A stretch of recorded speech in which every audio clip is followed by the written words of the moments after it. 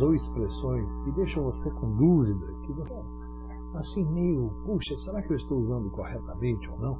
E o que é mais importante, a cada momento que você vai se aculturando, mais essas palavras ou expressões começam a fazer parte da sua linguagem falada e da sua linguagem escrita. São expressões cultas. Por conta disso, nós não podemos, em hipótese alguma, usá-las erradamente. Vamos mostrar para você alguns casos. O primeiro deles, ao encontro de e de encontro a. Toda vez que você tem essas duas expressões, você tem que tomar cuidado porque elas são antônimos. Repare, uma significa concordar, a outra significa discordar.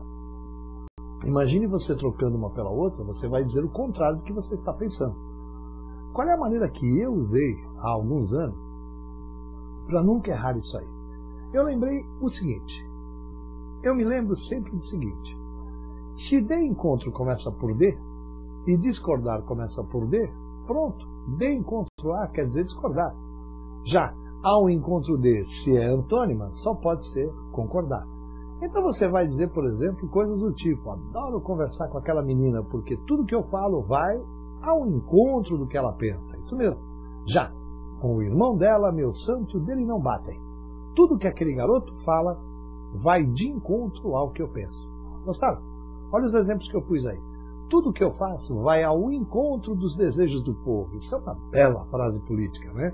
Já tudo que ele pensa vai de encontro à moralidade. É contrário à moralidade. Esse cara é um sem vergonha, safado.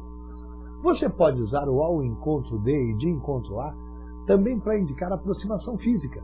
Sim, quando meu pai chega a casa, eu vou ao encontro dele e o abraço. E nunca vou de encontro a ele, que você vai dar uma trombada no coitado do seu pai, vai derrubar o homem no chão. Puxa, amigo, você estava realmente bêbado, hein? Você viu que você saiu da festa e foi de encontro ao poste. Claro, bateu a cara no poste.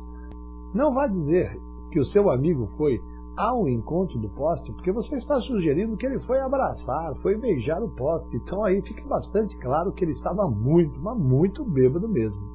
Bacana? Outra dupla interessante é a dupla ao invés de e em vez de. Quando é que eu uso uma, quando é que eu uso outra? Bom, eu uso o ao invés de quando eu quero dar a entender do contrário. E eu uso o em vez de quando eu quero indicar substituição. Maneira para guardar. Em vez de, quer dizer em lugar de.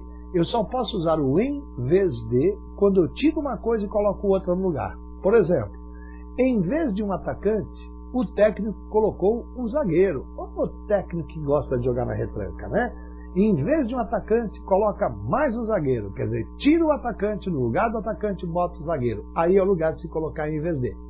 E ao invés de? Quando eu digo frases do tipo, menina, ao invés de me ajudar, você só atrapalha.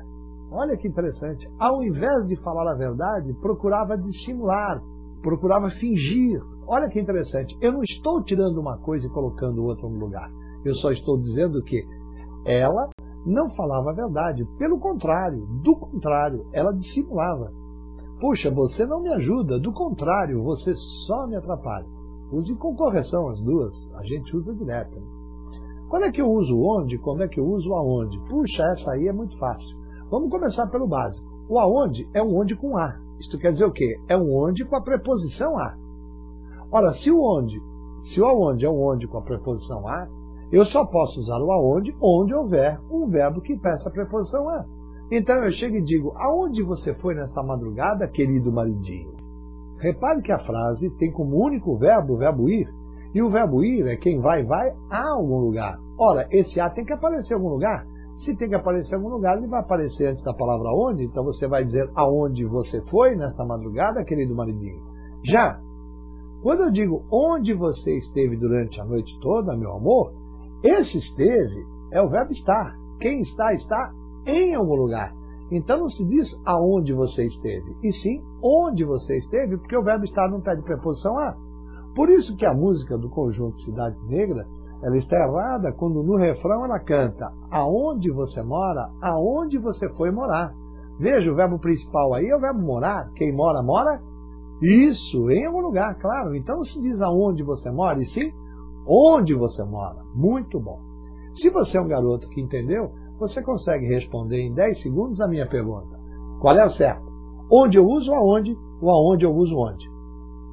Não entendeu? Vou repetir. Onde eu uso o aonde ou aonde eu uso o onde? Não sabe? Que vergonha!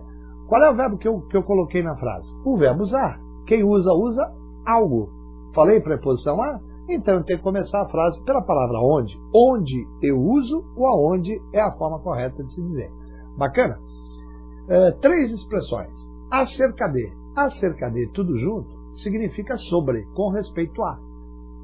Falamos acerca de você na festa ontem. Ou falamos acerca de cerâmica inca em nosso primeiro encontro. Meu Deus, não vai haver segundo encontro, né? Quem fala de cerâmica inca na primeira vez que sai com uma garota, ela não vai sair com ele novamente. E o cerca de? O cerca de quando significa perto de, obra de, mais ou menos.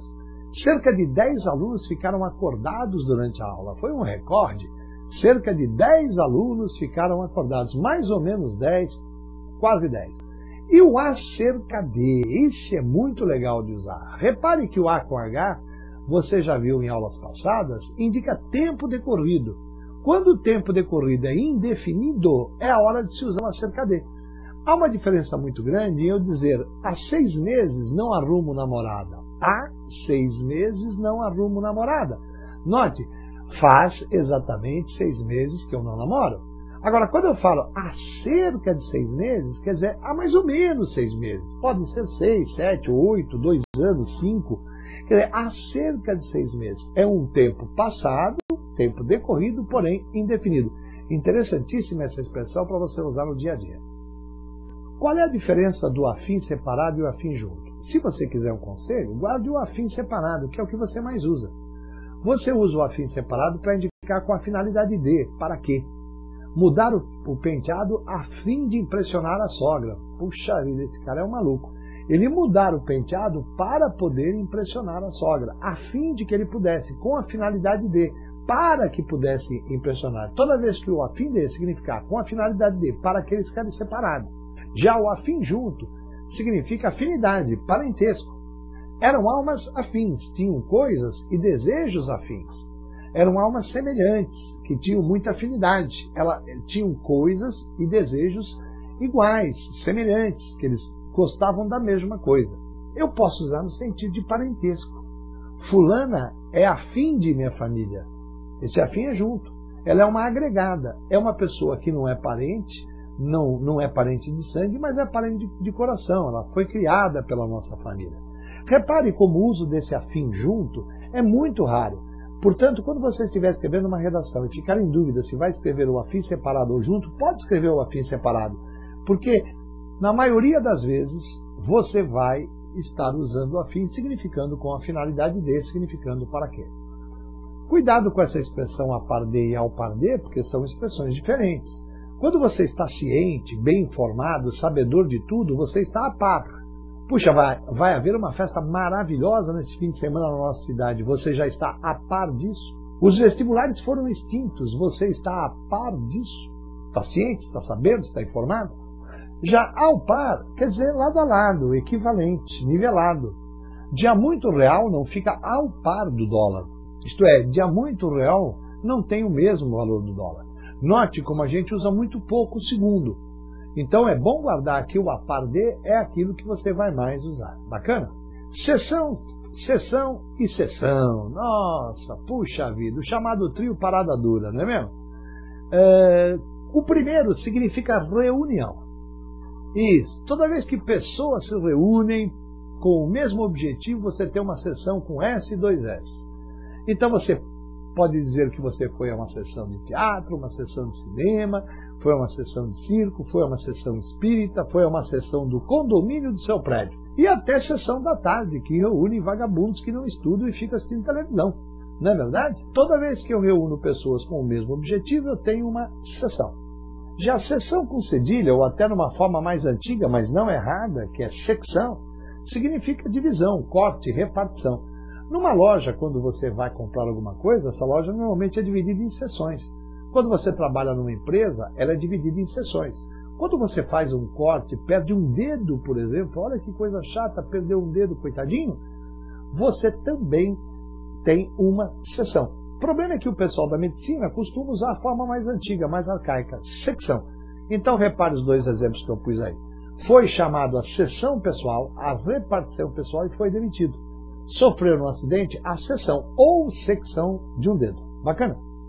Já a seção com C e 2 S, bem mais erudita, bem mais inédita, bem menos usada, vem do verbo ceder, por isso que se escreve com C. E significa doação. Muito interessante a sessão de alimentos que vocês fizeram. Olha que coisa bonita, recolheram alimentos, roupas aí no colégio e distribuíram a pessoas carentes. Vocês fizeram uma sessão de alimentos com C e 2 S. Bacana? Cuidado com a palavra demais, que ela pode aparecer unida ou separada. O demais aparece numa palavra só quando estiver ligado a verbo. Repare a frase. Ganhava demais para uma pessoa, mas pensava somente nele, nunca nos demais. Se você reparar bem, o demais está ligado, no primeiro caso, ao verbo ganhar. Se você quiser marcar aí, ele é um advérbio. Legal? Isso, um advérbio. Por isso é que ele se escreve numa palavra só. Já repare o segundo demais, também vai se escrever numa palavra só, porque está precedido de um artigo. Ele funciona como um substantivo, ou pelo menos um pronome substantivo. Ele nunca pensava nos demais, nos outros, nas outras pessoas. Note o artigo antes da palavra demais. Então, começando novamente. Quando o demais estiver ligado a verbo ou precedido, estiver com o artigo antes, coloque esse demais numa palavra só. E o demais separado? O demais separado quando ele vier ligado a substantivo. Sempre tinha mulheres demais para namorar. Repare como esse demais está ligado a mulheres. Esse demais vai se escrever separadamente. Macriação e macriação. Será que você faz a diferença? Faz, né? Macriação com hífen é a coisa que você aprontou. Por exemplo, quebrar o vidro do vizinho, colocar um chiclete no cabelo da menininha que estava paquerando o seu namoradinho na 7ª série, cortar o banco da escola com estilete, escrever na carteira, coisas que a gente faz quando era garoto e depois acaba chegando à conclusão que não deve fazer. Sempre que você for se referir a uma coisa dessa, escreva macriação com hífen. Então repare, depois daquela macriação, quer dizer, daquilo que aprontou, ficou dias de castigo. Já macriação separado é um antônimo de boa criação. Macriação é a educação que o seu pai deu ou não deu a você. Suas atitudes evidenciavam a má criação que recebera. Note, ele não recebeu uma boa criação, ele não foi educado bem pelos pais. Então, repetindo, má criação com hífen é a peraltice, é a molecagem, é o fato, a coisa que você fez. Já má criação é a educação que você não recebeu. Mas sem acento, sinônimo de porém, né? Vivia triste, mas não demonstrava a ninguém. Que bonito isso, né? Esse mas significa porém. Grande jogada, quando você estiver escrevendo uma redação, é no lugar desse mas colocar um e, já mostramos isso. Esse e, quando significa mas, obrigatoriamente tem que vir antecedido de vírgula.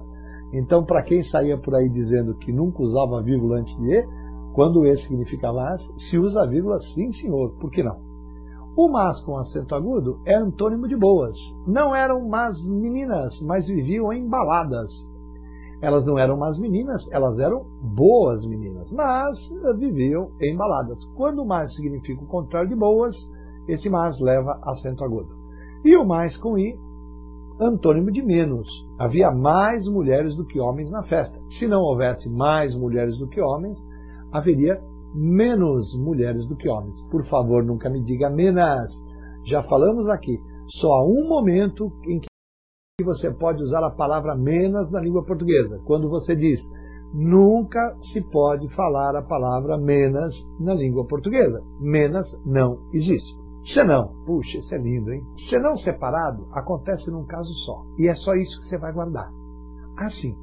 Porque o senão junto aparece em vários casos. Se você guardar exatamente quando ele é usado separadamente, que é um caso só, em qualquer momento que você for usar o senão, e o sentido não bater com esse que você está aprendendo agora comigo, o senão significando o caso não, isso quer dizer que você tem que escrever o senão numa palavra só. Nossa, não entendi o que esse homem falou. Muito fácil. Quando eu digo se não chover amanhã eu vou namorar, é o mesmo que dizer caso não chova amanhã eu vou namorar.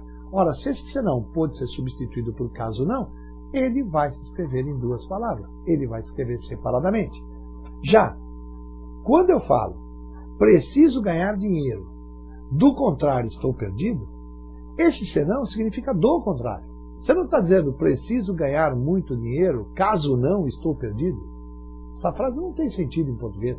Do contrário, estou perdido. Ora, se ele não significa caso não, escrevo o senão numa palavra só. A mesma coisa acontece aqui, olha que bacana. Eu não falo como professor, mas sim como amigo. Eu não estou falando eu não falo como professor, caso não como amigo. Então, esse senão se escreve numa palavra só. Guardou bem? Senão separado, quando significa caso não. Senão junto, em qualquer outro significado que porventura a frase possa ter. Olha, mais um exemplozinho. Cara, é impressionante, mas você não faz uma prova sem que colhe, né? Você faz uma prova se não colhe, senão junto. Outro caso. Puxa, você não faz nada a não ser reclamar. Você não faz nada se não reclamar. Olha como esse se não é junto, porque significa a não ser. E olha que interessante essa última. Entre mim e ela há um senão intransponível. Entre mim e ela há uma diferença intransponível. Nós nunca poderemos ficar juntos. Esse senão significa diferença, desigualdade. Esse senão se escreve junto. E uma curiosidade, olha o comecinho da frase. Entre mim e ela. Guarda uma coisinha na sua cabeça e a partir da manhã já começa a falar certo. Depois de entre, nunca use eu, nunca use tu. Use sempre mim e ti. Entre mim e você não há mais nada. Entre mim e aquela mulher não há mais nada. Entre mim e sua irmã não há mais nada. Entre ti e aquela mulher não há mais nada. Entre ti e a minha irmã não há mais nada. Entre ti e mim não há mais nada. Olha como é que se fala isso. Nunca use depois de entre, eu e tu. Use sempre ti e mim. Antes quer dizer anterior, né? Meu professor já leciona desde a era antediluviana. Isso é quase uma frase autobiográfica. Já o anti com i significa do contrário. Mostrou-se anticomunista não votando a favor do governo. Contra os comunistas. Bem fácil o uso dessa. Puxa, chegamos numa que eu gosto muito de explicar. Nós temos dois tipos de à toa. Nós temos um à toa com hífen. Já falamos isso em crase. Nós temos um à toa com hífen e que você vai reconhecê-lo porque ele se refere a um substantivo. Já temos um à toa sem hífen e que vai estar sempre ligado a um verbo. Então, muito cuidado quando escrever a palavra à toa e verificar para o que você está usando. Você está usando para dar qualidade a um substantivo, ela é um adjetivo, então ela tem hífen. Você está usando para dar circunstância de modo a um verbo, ela é advérbio, ela é locução adverbial. Então não vai apresentar hífen. Cuidado com o uso delas e tem caído bem. Dia a dia com hífen quer dizer rotina. Seu dia a dia era muito cansativo. Tinha 3 namoradas, não é fácil. Meu Deus do céu, um ano com 3 namoradas, tem que se esforçar muito. Seu dia a dia era muito cansativo. Já dia a dia sem hífen significa diariamente.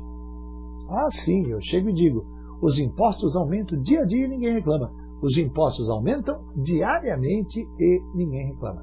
Então, dia a dia com hífen, cotidiano, rotina. Dia a dia sem hífen, diariamente, todos os dias. Tampouco, numa palavra só, significa também não. Não irei à festa, tampouco você. Não irei à festa, você também não. E tão pouco, opa, tão pouco quer dizer muito pouco. Tinha tão pouco dinheiro que dava dó. Tinha muito pouco, pouquíssimo dinheiro, dava dó disso.